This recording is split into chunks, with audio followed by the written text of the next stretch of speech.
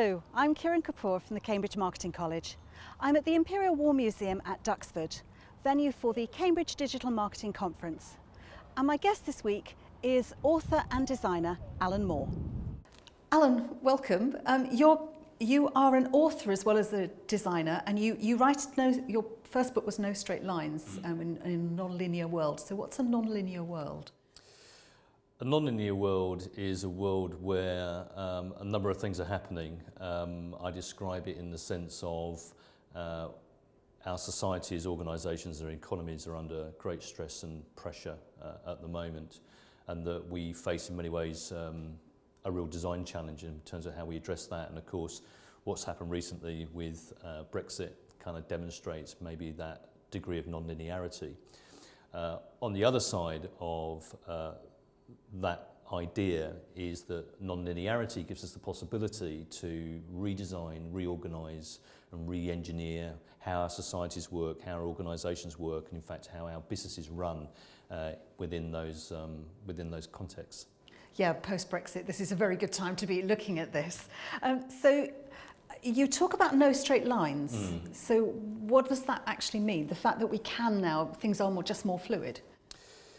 Yeah, I think that the critique is our industrial world was built in a linear fashion. So we have an idea of how things get made in a sort of traditional manufacturing process. In fact, actually, you had a nice way of describing it, which is waterfall economics, which is actually once something had been done, committed to, there was no way of bringing that back.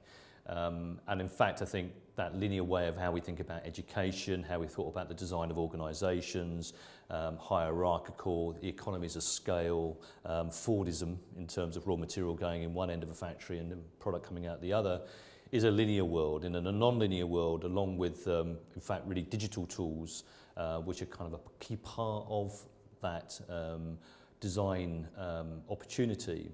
As I said, we have the capacity to completely rethink, redesign and re-engineer organisations and our economies in terms of actually how they meet the real challenges that we face today. Now, I know you published No Straight Lines in 2011, and quite recently you've done a sort of look back over what's changed. So what's changed in that time? Well, I think what's interesting is that we obviously get big bumps in the road. For example, in 2008, it was the banking crisis. We moved then into the world of austerity.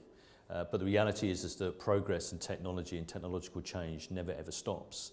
And so what has happened is we've seen really an extraordinary manifestation of, I think, a lot of existing businesses really struggling to sustain their competitiveness and ability to perform in the marketplace, where we're seeing new businesses enabled a lot by digital technologies are able to perform and create commerce and revenues and jobs in ways which the older companies are really struggling to do. And I think that's really become manifest in our world today. And you talked about we've moved from sort of mass customization, or we've moved into mass customization, and is that ultimately where you see business is going, or is there going to be another stage on? I think it's actually two ends of the scale. If you look at the idea of mass customization, so yes, I mean from prosthetic legs to actually this Chinese company called Haier, which make white goods, fridges, etc. So their mantra is zero distance between them and the customer, and as a consequence of that, rather than actually having a sort of very hierarchical design business, they have a very flat business where actually they're interfacing with their customers in really quite extraordinary ways, where in fact you can design what your fridge is going to look like or your washing machine through an app on your phone, which then sends information to the fully automated factory, which then produces that particular product. So that's mass customization. On the other hand, I think what's quite interesting, although we were talking about digital technologies, is artisanal practices, people that are making, say, wooden utensils for the kitchen or pots or whatever, can create these extraordinary products, authentic, handmade, so what I call extreme authenticity, but actually through digital platforms They're able to distribute and market their goods to the world in ways which previously they would not have been able to do. So that's another example of kind of a non-linearity. But also I think that what I'm seeing is people which are in fact just being able to create their own websites, use Instagram, use Twitter, use social media, Vimeo as platforms where they can talk about and express about how they see the world, how they're creating in the world. And that's where I think people, as much as they are adopting digital technologies in that sense, which are very much about enabling and helping businesses to perform, I think customers are also looking for, a bit like hire, with, even though it's a fridge, is something which is specific and custom made for you, so it feels more authentic. And so authenticity is another key part of the world that we're moving into, I think, actually. I think it's quite interesting there's a white goods manufacturer that does this, because I can imagine a clothing manufacturer doing it, but the fact that I can customise a washing machine sounds really quite intriguing. Well, interestingly enough, I think their research shows that people will use washing machines for all sorts of different reasons around the world. We just think we're washing clothes, but it could well be that someone is works on a building site every day of their life. They might be putting, a much more heavier load into their washing machine. Somebody else might be doing something completely different. So they need their washing machine to perform in entirely different types of ways, which are just beyond turning the dial from 40 to 70 or something. I know there is a cultural difference with just using things like washing powder, isn't there? Some cultures like to see lots of soap suds because that says it's getting clean. Yeah. And other cultures completely the opposite. Exactly. I think this brings on to quite an interesting idea about trust. Mm-hmm. We were chatting beforehand and you mentioned Yes. trust was becoming quite an important thing. So you talked about authenticity. Is that where you think the trust resides? I think it's, in that sense, trust is bigger than that. We, of course, have seen, and in a sense, Brexit is also a story about trust in many ways. Who can we trust? And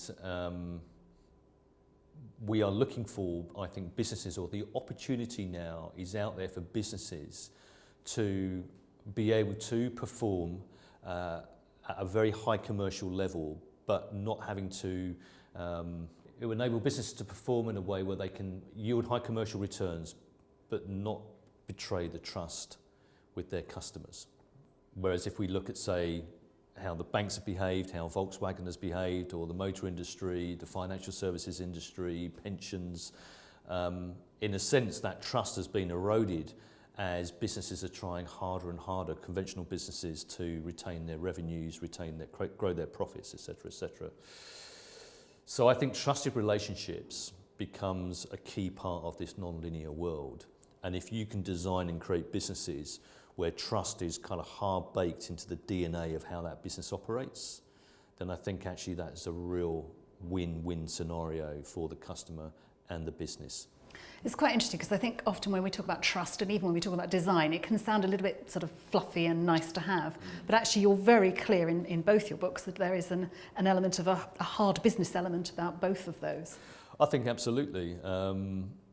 I see no reason why businesses should not operate ethically. And in many ways, lots of the early stage Victorian companies were built out of ethics, the co-op being one example that just jumps into my head. And with design, yes, I mean, because actually everything in our world that's man-made is designed. There is a point where it didn't exist, but we asked a question. We were faced with a challenge and we had to respond to that. And so therefore, it has to be designed. We have to imagine it, we have to think it, and then we have to find the means to make it. And to my mind, actually, is that if you create things that are joyful, useful, so beautiful utility is a way that I like to describe that, that can create great experiences for their customers, where people really feel they can trust that business, that brand, or that tool, for example, then of course they will go back again and again and again to use that, and they will recommend it to their friends. So one of the examples I know you also use is Yo Valley, which is a yogurt making, I mean yogurt and milk and butters and dairy. things. Yeah. And I found it very interesting how you looked at the way that Yo Valley has taken itself from quite a loss-making company into being a profit-making company. Yes. Yeah, so Yo Valley, the largest organic dairy farm in the country. But yes, 25 years ago, it was going out of business. And there was a number of reasons for that. Tim Mead, the CEO, was able to look at the business and say, one of the reasons why we're failing is because we're running the farm on an oil-based economy, fertilizers, pesticides, the running of tractors, the way we actually farm and manage the land. It's a high cost, high input cost, but we can't control the price points because the oil is a very volatile resource. So if we take the farm organic, we can actually stabilize the platform of the farm. And if we start to scale up the farm, then what we can do is we can start to sort of produce a quality of milk that people would want to buy, then we can trade with the supermarkets. Their idea of actually building the brand of Yeo Valley as it currently stands is to do with actually having that much more closer relationship with their customers. That's great. And on that lovely example, Alan Moore, business innovator, thank you very much indeed. You're welcome. Thank you.